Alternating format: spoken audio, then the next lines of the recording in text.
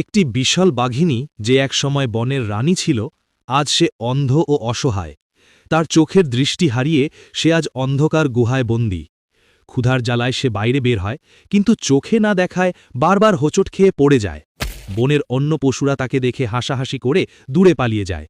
ঠিক তখনই একটি ছোট্ট কাঠবেড়ালি ওপর থেকে সব দেখছিল।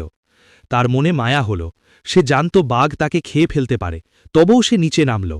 কাঠবেড়ালিটি ভয়ে ভয়ে কিছু ফল আর পানি বাঘিনীর সামনে রাখল।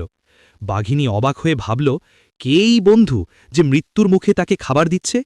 এরপর থেকে কাঠবেড়ালিটি বাঘিনীর চোখের আলো হয়ে গেল। সে শব্দ করে বাঘিনীকে নিরাপদ রাস্তায় আর পানির ধারে নিয়ে যেত। একদিন কিছু হায়না অন্ধ বাঘিনীকে আক্রমণ করতে এলো। কাঠবেড়ালি সংকেত দিতেই বাঘিনী এমন গর্জন দিল যে হায়নারা ভয়ে লেজ গুটিয়ে পালাল। বনের সবচেয়ে শিকারী আর সবচেয়ে ছোট প্রাণীর মধ্যে এক অদ্ভুত বন্ধুত্ব গড়ে উঠল। ভালোবাসা থাকলে বনের নিয়মও বদলে যায়।